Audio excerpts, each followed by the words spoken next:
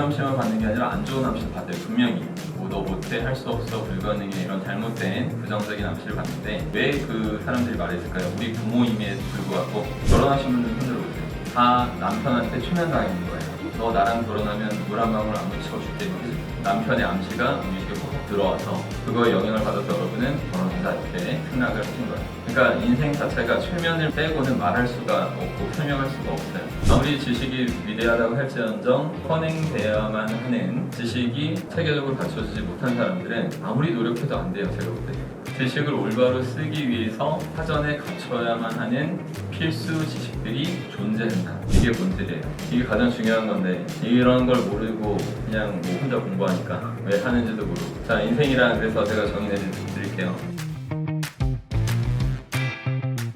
여러분, 멘탈이 그냥 세지지 않습니다. 반드시 알 걸 알고 그게 또 무의식까지 각인이 된 상태가 끝나야지만 멘탈이 비로소 쓸 수 있는 건데 사람들은 그 과정을 잘 거치지 않고 그냥 바로 멘탈이 세졌으면 하는 그런 사람들이 더 많은 것 같아요. 그러니까 어떤 면에서 도둑놈 흉보라고 할까요? 도둑놈 흉보. 그걸 죽이지 않는 이상 절대로 진정한 발전이 일어날 수 없습니다. 제가 강의 때 자주 묻는 게 있는데 처음 오신 분들한테 저는 왜 남들보다 더 잘 됐을까요? 아버지 빚을 20대부터 이어가고 나를 없었던 심리수업 만들어서 40대 중반부터는 소득이 월 억대로 되고 시그니엘 살고 있고 다 자선가에서 그 정도 했으니까 남들보다 노력해서 잘 되는 사람인데 저는 왜 잘 됐을까요? 이렇게 하면 사람들이 뭐라고 하죠? 잘생겨서 이런 얘기를 그냥 막 하는데 기분이 좋을 것 같다고 생각하시겠지만 별로 기분 좋지 않아서요. 왜냐면 제가 얼마나 노력했는지를 사람들이 잘 모르고 추측할 수 없는 사람들이 자꾸 뭐 잘생겨서 뭐 이런 얘기 하는데 오히려 서운해지고 남들이 상상도 못할 정도의 지식을 갖춰서 그걸 남들보다 훨씬 더 멋있게 활용했기 때문에 내가 잘 된 거예요. 이런 걸 알고 인정할 수 있는 기본 소양이 된 사람들이 제 센터로 오셔서 배운 거예요. 그래서 이제 여러분께 좀 맥을 몇 개 짚어드릴 건데 지식을 좀 올바르게 갖춰서 활용해야 되는데 여러분이 필수 지식이 뭐가 필요하냐면 암시라는 걸 한번 생각해볼게요. 암시. 우리 인간은 태어나자마자 암시를 두거니 받거니 할 수밖에 없어요. 암시가 뭘까요? 멋있는 삶을 살고 싶다면 입으로 설명할 수 있는 상태로 지식을 끌어올려야 돼요. 그냥 아는 것 같은 느낌이 드는 건 지식이 아니라 착각이라는 걸 명확히 하시고 언제나 남에게 제대로 설명할 수 있는 상태로 끌어올리셔야 됩니다. 암시라는 거는 다른 이로부터 다른 이에게로 옮겨지는 생각이에요. 만약 주인공이라면 생각을 옮기는 쪽을 많이 할까요? 이렇게 받는 쪽을 많이 할까요? 주는 쪽을 많이 하겠죠. 근데 어렸을 때는 주인공을 떠나서 다 어리기 때문에 부모한테 받는 입장이 돼요. 받을 때 우리는 좋은 암시만 받는 게 아니라 안 좋은 암시를 받아요. 분명히. 뭐 너 못해, 할 수 없어, 불가능해 이런 잘못된 부정적인 암시를 받는데 왜 그 사람들이 말했을까요? 우리 부모임에도 불구하고 자식 망치려고 하는 사람이 아닐 거 아니에요. 이런 얘기를 한 이유는 억하심정을 한 게 아니라 자기가 살아봤는데 정말 힘들었던 거예요. 왜 힘들었을까요? 한마디로 지식이 부족하니까 입으로 설명할 수 있는 지식으로 갖추지 못한 상태로 존재하는 자들이기 때문에 모든 게 다 어렵고 힘들고 그냥 자기의 경험담을 얘기하는 거나 마찬가지예요. 그래서 계속 그렇게 물들고 최면을 당하고 있는 거예요. 최면. 여러분이 최면이라는 어떤 개념을 저처럼 갖추실 수 없을지라도 그래도 어느 정도 감은 잡고 계시면 좋겠는데 눈 감고 최면되는 것만 여러분이 생각을 하시는 분들이 많은데 눈 뜨고 최면되는 것이 우리 인간의 삶이라는 걸 아셔야 돼요. 결혼하신 분들 손들어 보세요. 다 남편한테 최면당하는 거예요. 너 나랑 결혼하면 물 한 방울 안 묻혀줄게. 그치? 남편의 암시가 무의식에 팍팍 들어와서 그거에 영향을 받아서 여러분은 결혼하자 이렇게 생각을 하신 거예요. 그러니까 인생 자체가 최면을 빼고는 말할 수가 없고 설명할 수가 없어요. 영화를 볼 때도 모두의 집중과 몰입 상태, 즉 최면 상태가 되니까 들어오는 거예요, 암시들이. 우리 삶이 그럴 텐데 이제 눈 뜨고 최면되는 건 다 아시겠죠? 눈 감고 되는 최면은 눈 뜨고 최면이 됐기 때문에 제가 눈을 감으세요 하면 제가 눈을 감는 거예요. 아시겠죠? 그러니까 눈 뜨고 이미 저가 확신감을 줬고 내가 어떻게 도울 수 있는지 최면을 하면 이걸 다 이해했기 때문에 신뢰됐기 때문에 눈을 감는다고요. 알겠죠? 내가 뭐 도울 사람이 아닌데 눈 감으세요 하면 얘가 나 때릴 건가 그죠? 이런 생각하면 최면이 안 된 거고 눈 감았을 때 최면 깊이가 누구는 깊고 누구는 좀 얕아요. 그러니까 얕다는 건 자주 여러 번 해야지 깊어지는 사람이 있고 한 번에 깊게 되는 사람도 있다. 이건 제가 결정하는 게 아니라 그 사람이 타고난 특성이라고 보시면 돼요.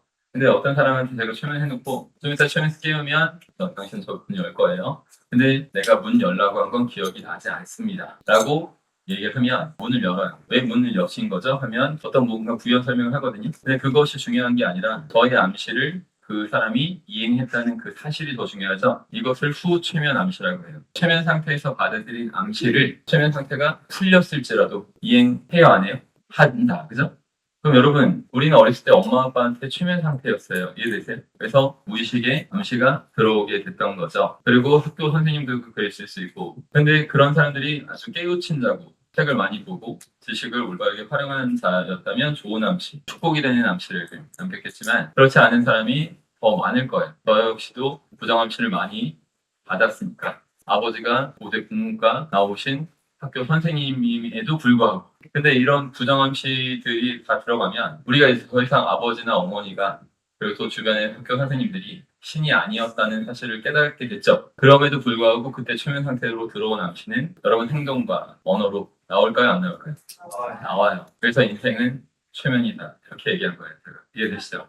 인생은 정말 최면인 거예요. 다 최면에 걸려서 걸린 줄 모르고 사는 사람이 거의 다예요.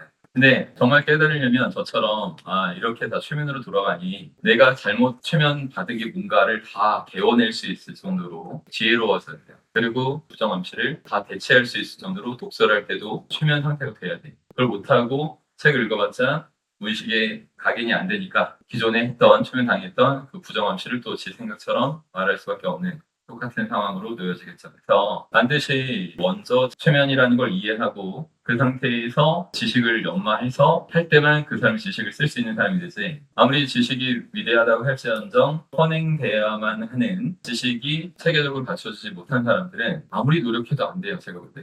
지식을 올바로 쓰기 위해서 사전에 갖춰야만 하는 필수 지식들이 존재한다. 이런 부분을 알아야지만 진짜로 노력하는 것이다. 그 전에 노력한 게 아니에요. 우리 정신의 90%가 무의식이다. 이런 얘기는 이제 사람들이 들어서라도 많이 하는 듯 합니다. 그러니까 10% 의식이 난 할 수 있어 하고 있지만 내 정신 90% 차지하는 무의식이 나따위 안 돼. 절대 못해. 이런 식으로 질질 끌려가는 형국으로 지속하고 있다면 IQ가 200 넘어도 할 수는 없어요. 그러니까 자신을 스스로 믿지 못하고 안 좋은 쪽으로 자꾸 이끌려가는 것이죠. 내 무의식을 제대로 통제하지 못하는 사람은 큰일 나는 건데 무의식에 관해서 중요하다는 건 사람들이 조금씩 이해하기 시작했으나 과거와 달리 그 무의식의 어떤 기본 원리 원칙을 다 설명해 보세요 하면 대부분이 설명 못해요. 그냥 대충 하는 정도로 해봤자 삶이 크게 변화할 리는 없다는 거죠. 내 90% 무의식은 어떻게 돌아가냐면 항상 여러분이 생각하셔야 되는 게 상상으로 돌아가고 있다라고 정리를 해놓으셔야 돼요. 자, 무의식의 언어는 상상이다. 자, 그럼 의식, 10% 의식의 언어는 뭘까요? 논리라는 것을 통해서 표현이 됩니다. 그럼 논리 상상이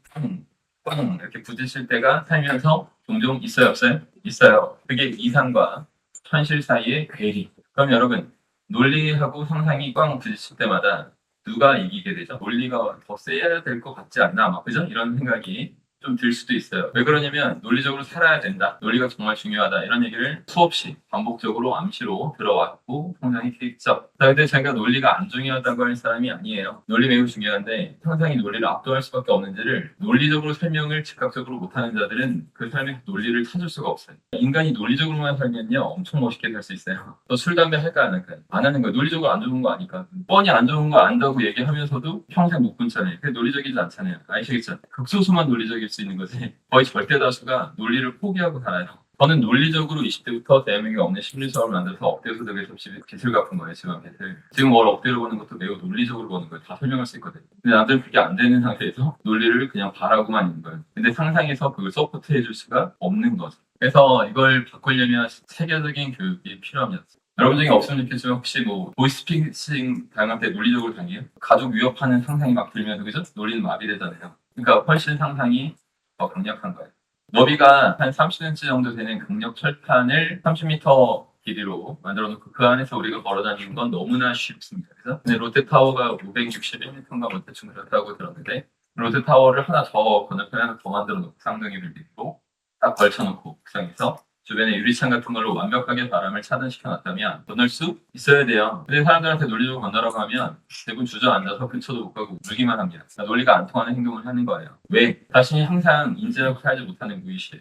그걸 어떻게 훈련시켜야 되는지 모르는 그 지식 부재 속에서 무의식의 언어인 상상으로 떨어져 버리는 것을 자기도 모르게 상상하게 돼요. 자신이 떨어져 죽는 상상을 자기도 모르게 하는 순간 논리는 박살이 납니다. 논리는 거의 극소수만 쓸 수 있다니까요, 진짜로. 대부분이 못 쓰는 거 말만 하는 거 말만. 처음에 자식 낳을 때 애한테 저주하고 싶은 사람 한 명도 없잖아요. 내 눈에 넣어도 안 아파. 그냥 물고 빨고 팔고 그지? 내 중학교 2학년 되면 그냥 너 같은 새끼나 그지? 너도 고통받아봐 이 새끼야 그지? 논리적으로 하고 싶어서 하는 게 아니잖아요. 그러니까 인간은 극소수만 논리적인 거예요. 그 힘은 제대로 단련을 해야지만 비로소 얻게 되는 힘입니다. 논리적인 삶을 살기 위한 첫 번째 걸음마가 있는데 그것이 바로 감정을 통제하라는 거예요. 감정 통제. 감정 통제가 안 되는 사람은 논리하고 담을 싸버린 거예요. 그거 아무나 못해요. 감정 통제도. 제가 아버지 빚이 2억이 넘었었어요. 20살 때 기준으로. 20몇 년, 근 30년 전에는 엄청난 돈이었죠. 그래서 아버지 빚 못 갚다 죽을 것이다 이런 걸 상상할 때 얼마나 우울했겠어요. 근데 제가 계속 감정 통제가 안 됐다면 여러분이 저를 만날 일은 안 일어났을 거예요. 아버지 빚이 여전히 2억 그대로 남아있는 상태에서 저는 그 빚을 해결하기 전에 감정 통제가 먼저 된 거예요. 그래서 그게 멘탈이 센 거예요. 빚이 다 갚아진 다음에 정신 차리고 건 당연한 거고 최악의 상황에서도 정신을 차릴 수 있는 게 멘탈이 센 거잖아요. 그럼 저는 왜 아버지 빚이 2억이 넘고 하는 상태에서도 감정이 통제가 됐을까요? 그걸 설명하게 하는 교육이 제가 하는 교육인 거예요. 그리고 우선 감정이 왜 통제가 중요한가만 먼저 짧게 말씀드리면 하루에 사람이 몇 가지 생각하는 줄 아세요? 5만 가지 있죠. 야 5만 가지 생각이 빠진 놈아 그죠? 다음 에서 6만 가지 생각을 원데이에 인간은 합니다. 5만 가지 생각을 원데이에 하니까 분노, 공포, 이런 어떤 짜증, 이런 부정적인 감정을 갖고 있다면 그 사람도 그 감정 속에서 하루에 5만 가지 생각을 하죠. 그럼 그 부정적인 감정인 카테고리 안에 있는 생각을 했겠죠. 다 부정적인 생각을 만들었겠죠. 본의 아니게. 그럼 이 사람은 하루를 망쳤어요? 안 망쳤어요? 망친 거예요. 이렇게 평생을 망치는 자들이 많아요. 그러니까 무조건 감정 통제부터 돼야지만 시작이라도 할 수 있게 되는 거예요. 그래서 이게 가능해지려면 어떻게 해야 될까? 이걸 설명하는 사람만 여기서 빠져나올 수 있는 겁니다. 여기서 안 좋은 상황에서. 나보다 더 심각한 상황에서 이렇게 지식의 힘을 활용해서 외부 조건을 바꾼 존재가 있다라는 것에 감동을 하고 이제 할 수 있다. 이런 식으로 꽂힌 사람들만 감정 통제가 돼요. 그러니까 즉 스승이 있어야 될까요? 없어야 될까요? 스승이 없는 일이 끝난 거예요. 부정적인 감정 상태로만 유지되니까 인생이 망친 거고. 그래서 스승이 있어야지만 가능하다 말씀드릴 수 있고 본질적인 깨달음이 있어야 돼요. 대입병이라고 들어보셨어요? 대입병? 대학교 2학년 때쯤 걸리는 병이다. 중2병하고 반대인 거예요. 중2병은 내가 어른을 툭 치면 저 어른이 죽을 것 같다 이런 느낌이에요. 근거 없는 미친 자신감. 대입병은 거꾸로 된 거예요. 내가 밥이나 벌어먹고 살 수 있을까? 우울증 같은. 근데 SBS 스페셜 다큐멘터리 대입병 학교를 묻다라는 프로그램이 2017년도에 방영됐는데 수능 만점 받고 서울대 경영학과 전체 수석을 들어간 애가 세상을 다 얻은 것 같았던 애가 대학교 2학년이 돼서 나레이션 한 거예요. 나도 대입병입니다. 거의 대부분의 애들이 명문대 나온 애들 뭐 할 거 없이 다 우울증, 대입병 이런 거 앓고 있잖아. 이동원이 이제 고백하는 건 나는 왜 공부해야 되는지를 설명할 수 없대. 그 전까지는 그냥 열심히 했지. 엄마 아빠 말 잘 듣고 착하게 열심히 살아야 되는 건 알겠는데 왜 열심히 살아야 되는지를 설명할 수 없대. 그리고 그걸 안 알려준 어른도 밉고 학교도 밉대요. 그래서 얘가 고백한 게 뭐냐면 나는 내가 누구인지 설명할 수 없다. 나는 어떻게 살 것인지 설명할 수 없다. 설명할 수 없으면 지식이 없다고 했어요. 그러니까 인생을 알아야 돼. 그죠? 여러분 누구예요? 난 나야! 그지? 근데 그 나가 누구냐고 그 설명해야지. 알겠죠? 인간이겠지. 인간이 뭔지를 제대로 본질적으로 설명할 수 있는 사람만이 내가 누군가를 설명할 수 있는 상태인 거고. 여러분 어떻게 살 거예요? 설명할 수 없어도 살고 사라지는 게 인생이에요. 그러니까 인생이 뭔지를 설명할 수 있어야지만 나는 어떻게 살 것이다도 얘기할 수 있는 경지나 순간. 나머지 자격이 없는 거예요. 이걸 모르니까 서울대 가도 빌빌대다가 소름 끼치게 구급 시험 볼 수도 있어요. 알겠죠? 원래 이거 웃음 포인트인데. 그럼 여러분 인생이 뭔지 한번 난 깨달았기 때문에 당당하게 말할 수 있다. 흔들어 보세요. 제가 수없이 많은 사람들 계속 상대하고 교육해도 한 명도 말한 적 없어요. 저는 20대부터 말했는데. 그래서 제가 지도하는 거예요. 인생 뭔지 알려고 노력은 해봤죠. 하셨는데 결론을 내렸죠. 답이 없다. 그죠? 그냥 열심히 살자고. 그죠? 근데 왜 열심히 살았는지. 되게 심각한 거예요, 여러분. 지금 어린 친구들이 있는데 명문대 가면 뭐가 좋은지 알아? 잘 모르겠지. 솔직히 모르겠지. 여기 어른들한테 물으면 알려줄 수 있을 것 같아. 그럼 어린애들이 설명하는 거나 60대, 70대가 설명하는 게 똑같아요, 완전히. 여러분, 근데 이거 왜 설명 못하는 줄 아세요? 설명 못하는 애가 우선 동기부여가 돼 있을까요, 안 돼 있을까요? 안 돼 있지. 그거 굉장히 힘든 거야, 걔도. 동기부여만 되면 알아서 할 텐데, 제가 설명도 못하는 거를 하라고 하니까, 그죠? 설명할 수도 없는데 공부해야 하는지. 근데 하라고 하니까 이게 서로 못할 짓 하는 거예요. 엄마 아빠가 말해주든가 제대로 내가 완전히 이해하도록. 근데 그럴 부모도 없어. 명문대 가는 게 왜 좋은지를 설명하려면 인생이 뭔지부터 알아야 돼요. 인생이 뭔지 설명 못하는 애들이 대학 가봤자 힘들어요. 자, 우리는 왜 인생을 시작하게 됐는지 생각해보세요. 우리 왜 태어났죠? 우린 태어난 이유가 엄마 아빠가 결혼하셨기 때문이에요. 엄마 아빠가 결혼한 이유는 서로 완전히 고도의 수준과 몰입 상태, 즉 최면 상태가 됐기 때문에 고도의 수준과 몰입 상태가 돼서 서로 또 사랑을 나눴고 그래서 인생이 한 인생들이 이렇게 태어난 거예요. 맞죠? 고도의 수준과 몰입 상태를 빼고는 아무 시작이 안 된다는 거예요. 엄마 아빠가 안 중요하다는 게 아니라 무조건 본질은 뭐다? 고도의 집중과 몰입 상태라는 거예요. 아셨죠? 그래서 고도의 수준과 몰입 상태로 사랑 나눠서 우리는 인생을 시작하게 됐고 그 고도의 수준과 몰입 상태 아니었으면 인생이 시작도 못했을 거고 시작됐을지라도 그죠? 또 그냥 바로 끝났어야 됐죠. 그죠? 그리고 또 추억이라는 게 있잖아요. 추억은 뭐야? 우리에게 가장 소중한 건데 장기 기억화된 왜 장기 기억화가 됐냐면 고도의 집중과 몰입 상태로 어떤 일이 벌어지니까 그 일이 장기 기억화돼서 무의식에 박히니까 그죠? 그걸 우리는 그걸 추억이라고 해요. 그러니까 고도의 집중과 몰입 상태 빼면 추억도 없는 겁니다. 맞죠? 그럼 인생에서 가장 중요한 가치는 뭐예요? 고도의 집중과 몰입 상태. 우리 인생에서 가장 중요한 겁니다. 동의하시죠? 네. 이거 동의 못하는 사람은 저랑 대화를 못해요. 그래서 고도의 집중과 몰입 상태가 가장 중요하니까 이 중요한 가치는 우리가 살면서 죽을 때까지 끄집어내서 더 많이 사용하고 생각해야 될까요? 아니면 뭐 한 달에 한 번 하고 말지 뭐 이 정도 하면 될까요? 더 많이 할수록 그 사람 반드시 더 멋있는 인생을 할까요? 더 멋없는 인생을 할까요? 당연한 거야, 알겠죠? 전 이걸 깨달아서 이걸 언제나 생각한 거예요. 그러니까 내가 고도의 집중과 몰입 상태를 내가 원하는 분야, 직업이든 뭐 어떤 걸 만들어서 완전히 고도의 집중과 몰입 상태 만들면 나한테 돈 줄까 안 줄까요? 또 감동하고. 그러니까 내가 부자 되는 게 이미 상상돼야 안 돼요. 되죠? 이게 본질이에요. 이게 가장 중요한 건데 이런 걸 모르고 그냥 뭐 혼자 공부하니까 왜 하는지도 모르고 자 인생이란 그래서 제가 정의해 드릴게요.